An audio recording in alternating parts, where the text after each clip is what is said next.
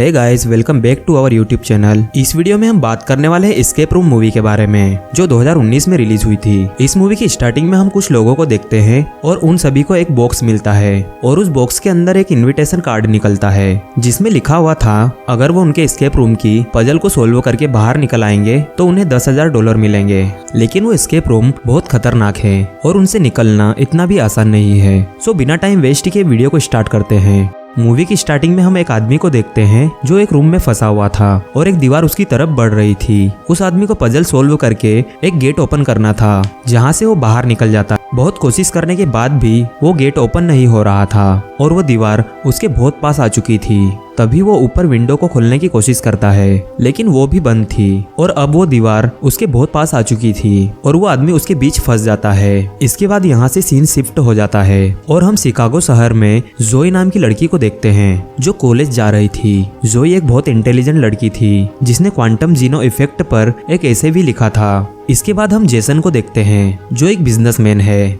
एक दिन जेसन को एक बॉक्स मिलता है जो किसी बिजनेसमैन ने जेसन तक पहुंचाया था और वही सेम बॉक्स जोई को भी मिलता है। इसके बाद हम बेन नाम के लड़के को देखते हैं जो एक ग्रोसरी शॉप पर काम करता है और उसे भी एक बॉक्स मिलता है। ये तीनों उस बॉक्स को ओपन करने की कोशिश करते हैं और कुछ टाइम तक बहुत कोशिश करने के बाद ये तीनों उस बॉक्स की पजल को सोल्व कर लेते हैं और उसमें से एक इनविटेशन कार्ड निकलता है जिसमें लिखा हुआ था कि अगर वो उनके एस्केप रूम की पजल सोल्व कर बाहर निकल आएंगे तो उन्हें $10,000 मिलेंगे। इसके बाद ये तीनों मिनोज बिल्डिंग में पहुंच जाते हैं जहां पर उन्हें एस्केप रूम्स की पजल को सोल्व करना था। यहाँ पर 3 और लोग थे जिनके नाम है अमेंडा, डेनी और माइक और ये सभी आपस में बातें करते हैं। ये सभी यहाँ पर गेम्स मास्टर के आने का इंतजार कर रहे थे ताकि गेम स्टार्ट हो जाए। बेन बोलता है कि गेम स्टार्ट होने तक मैं सिगरेट पीकर आता हूँ और जैसे ही वो गेट ओपन करता है तो उसका लॉक टूट जाता है। तभी डेनी बोलता है कि शायद यही एस्केप रूम है और वो सभी को रूम की तलाशी लेने के लिए बोलता है। इसके बाद ये सभी रूम की तलाशी लेने लगते हैं जिससे उन्हें कोई क्लू मिल जाए। तभी जोई को एक बुक पर कुछ नंबर दिखते हैं और वो गेट के लॉक को 451 पर घुमा देती है जिससे ऊपर लगा हीटर ऑन हो जाता है और वो गेट भी ओपन नहीं होता है। इसके बाद बेन फायर एक्सटिंग्विशर को उठाता है लेकिन वो पूरी तरह से खाली था तो बेन उसे फेंक देता है और तभी यहाँ पर और भी हीटर्स ऑन हो जाते हैं और सारी विंडोज भी बंद हो जाती है ताकि और ज्यादा गर्मी बढ़े और वो सभी बहुत डर जाते हैं। इसके बाद जोई को एक साइन दिखता है जिसमें लिखा हुआ था कि टेबल पर कोस्टर्स का इस्तेमाल करें क्योंकि उन्हें ग्लास के नीचे रखा जाता है। इसके बाद जोई टेबल के पास जाती है और एक कोस्टर को दबाने लगती है और उन्हें बाहर जाने का रास्ता मिल जाता है। यहाँ पर टोटल 6 कोस्टर्स थे जिनको दबाने से वो रास्ता पूरा खुल जाएगा। तो जोई उन कोस्टर्स पर पानी के ग्लास रख देती है और एक एक करके ये सभी उस रूम से बाहर निकल जाते हैं और तभी यहाँ पर एक धमाका होता है और वो मरते मरते बचते हैं। इसके बाद ये सभी एक दूसरे रूम में पहुंचते हैं। यहाँ पर एमेंडा बहुत डर जाती है और वो कैमरा में देखकर बोलती है कि मुझे यहाँ से बाहर निकालो, लेकिन उसकी बात सुनने वाला यहाँ कोई नहीं था और जेसन $10,000 को छोड़कर यहाँ से नहीं जाने वाला था। इसके बाद जेसन यहाँ के गेट पर एक लॉक देखता है और उस गेट को ओपन करने के लिए ये सभी क्लू ढूंढने लगते हैं। तभी बेन को यहाँ पर कुछ लेटर्स दिखते हैं जिसकी मदद से वो गेट को ओपन कर लेते हैं। इसके बाद ये सभी एक नए रूम में पहुंच जाते हैं जहाँ का टेम्परेचर बहुत कम था और गिरता ही जा रहा था। इसके बाद ये सभी यहाँ पर अगले क्लू को ढूंढते हैं। जेसन को एक गेट मिला था जिसके लिए उसे चाबी चाहिए थी और एमेंडा को एक जैकेट मिलती है जिसे वो एक एक करके पहनते हैं। तभी यहाँ पर बेन का पैर एक फिशिंग हॉल में चला जाता है। इसके बाद माइक को एक फिशिंग रोड मिलती है और जोई को एक मैग्नेट मिलता है। जोई उस मैग्नेट को उस फिशिंग रोड में लगाकर उसे फिशिंग हॉल में डालते हैं और जब उसमें कुछ फंस जाता है तब वो उसे ऊपर खींचते हैं और उन्हें एक आइस बॉक्स मिलता है जिसके बीच में एक चाबी थी।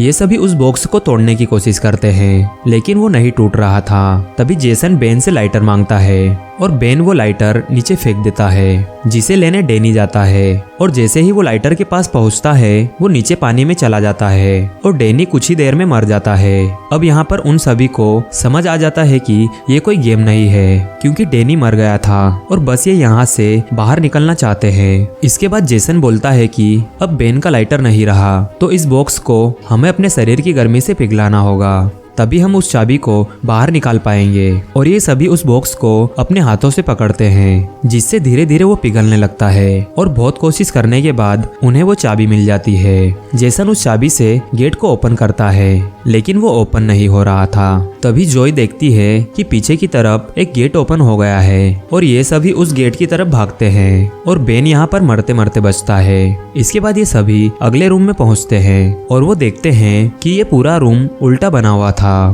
तभी यहाँ के टेलीफोन की रिंग बजने लगती है। जब माइक कॉल पिक करता है तो अचानक से एक सॉन्ग बजने लगता है और इसके कुछ देर बाद जब सॉन्ग बंद होता है तभी यहाँ की छत का थोड़ा सा हिस्सा नीचे गिर जाता है।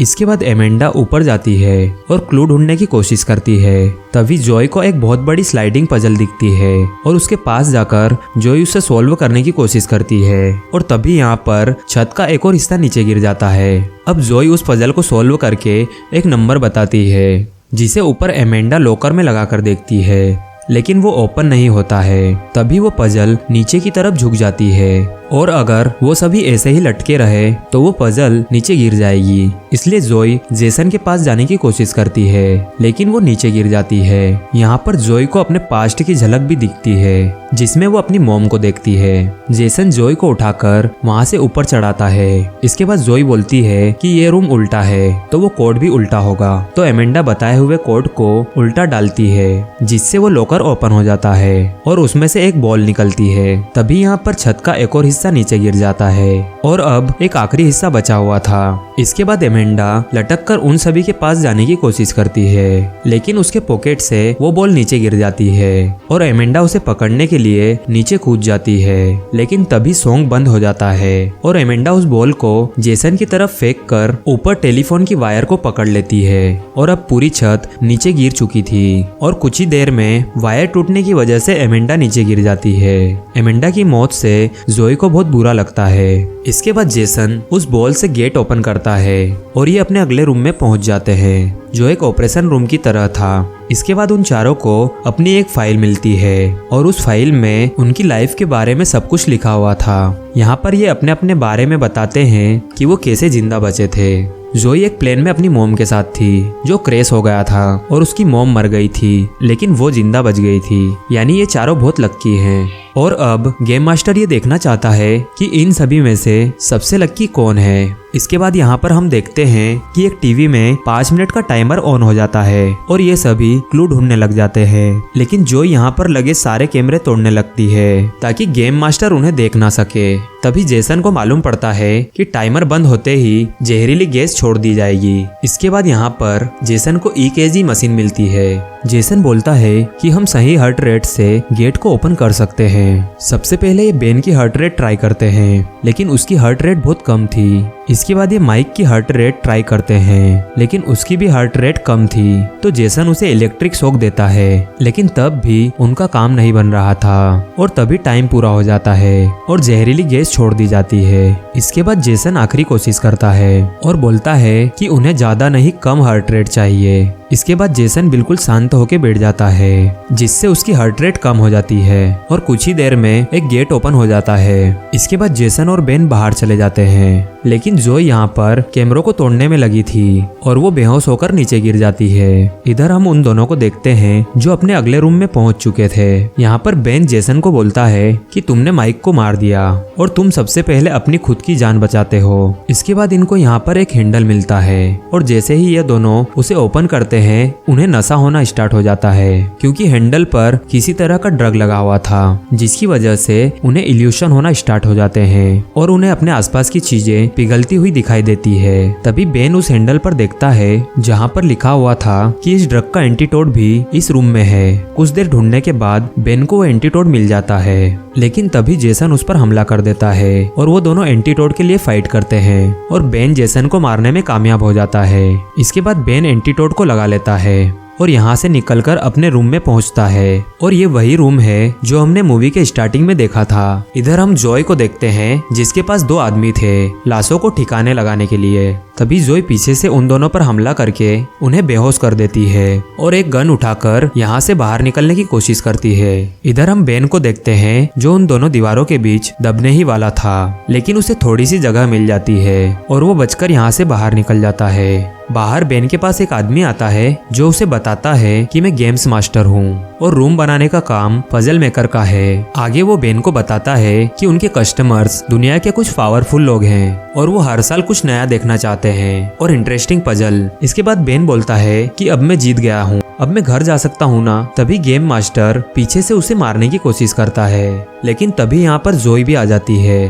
और गन से गेम मास्टर पर गोली चलाती है, लेकिन वो जोई पर हमला करता है और तभी बेन एक बोतल से गेम मास्टर पर हमला कर देता है और गन उठाकर उसे शूट कर देता है, जिससे वो मर जाता है। इसके बाद ये दोनों यहाँ से बाहर निकलकर अपना इलाज करवाते हैं और जोई पुलिस में कंप्लेंट भी करती है, लेकिन जब पुलिस ऑफिसर उस बिल्डिंग को चेक करते हैं तो उन्हें वहाँ पर कुछ भी नहीं मिलता है और वो सारे रूम्स पूरी तरह से खाली थे। अब वो ऑफिसर्स जोई की बात सुने बिना ही यहाँ से चले जाते हैं। इसके बाद यहाँ से सीन शिफ्ट हो जाता है और हम 6 महीने बाद का सीन देखते हैं। यहाँ पर हम जोई और बेन को देखते हैं। जोई बेन को उनके आर्टिकल दिखाती है जो उनके साथ एस्केप रूम की पजल को सॉल्व करने में मारे गए थे और बोलती है कि हमारे भी ऐसे ही आर्टिकल होते अगर हम जिंदा नहीं होते तो। जोई ने उस बॉक्स पर बने लोगों को स्टडी किया और उसे कुछ कोऑर्डिनेट्स मिलते हैं, जिसकी मदद से उसे मैप में एक लोकेशन भी मिलती है। इसके बाद जोई बेन से बोलती है कि मैं प्लेन की टिकट साथ लेकर आई हूँ और हमें अगले हफ्ते मैनहट्टन शहर जाना होगा